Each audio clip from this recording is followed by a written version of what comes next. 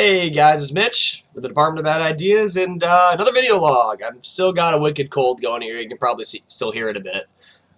So no Arsenal just yet.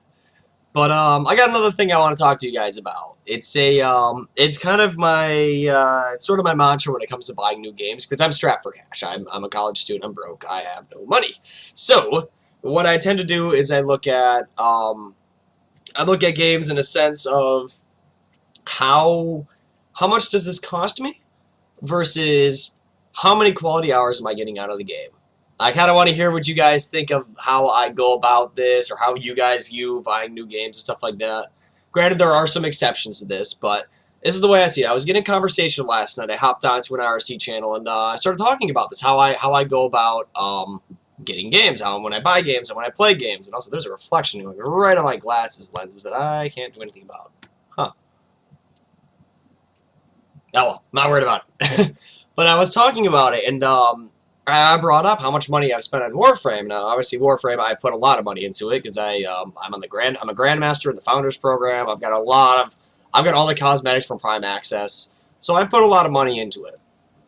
And then people ask me like, why would you spend so much money on a game? What are you really getting out of it? But at the end of the day, say I spent, for example, let's say I had spent $400.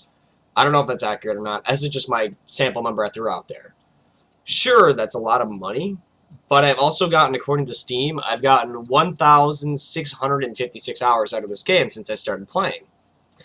So when you really look at it, it's only really costing me like, 15, 20 cents an hour in theory. Compared to how much I'm enjoying out of the game. Granted, there is some grinding I've done. There are points where I haven't had fun. I mean, shit, I do Arsenal. So I have to grind a few weapons every now and then to get that to work right. But it just got me thinking about that because it's how I've always approached buying different games. This is why, personally, I love roguelikes. I love the Elder Scrolls series. I love open worlders, like Just Cause 2, for example. I love those kinds of games because I'll drop, say, if it's a full retail price game, we'll wind up spending $60 on it, which to me is a crap ton of money. That's half my paycheck. I only have one part-time job. I'm living out of my parents' house, and I'm a college student. So, yeah, me and money don't get along that well at the moment. But if I do that for, let's say, Skyrim, for example, the Elder Scrolls 5 Skyrim, and 5, yes.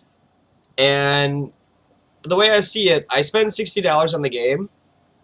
And with all the mods that I load, not even counting the mods, you're still going to get, 300 or 400 hours out of me in that game. It's just so much stuff to it. The way I see that, I'm paying less than 50 cents per hour. And that's, actually, I'd be paying, what? If I get 600 hours out of the game for $60, I'm theoretically getting 10 cents an hour out of it. I'm definitely getting my money's worth of entertainment. Compare this to, say, going to a movie, which is why I usually don't go to movie theaters that much, because the way I see it, I'm spending, between the ticket and the drinks, I'm spending like $30, $40 on a single movie, and that's going to be a 2-hour experience, maybe a 3-hour experience if it's a longer movie.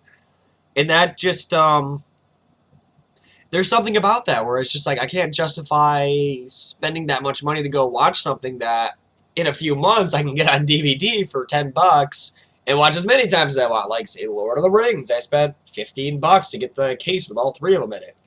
Director's cut. So there's like 10 hours of movie for, at the rate of $1 an hour. Roughly around that. When you added all the director's cut content and all that. I mean, that to me is like, yeah, okay, $1 an hour, that's not too bad. A little steep, but not bad. Maybe I'm being cheap. I mean, maybe I am, maybe I'm not. But that's just kind of the way I look at games.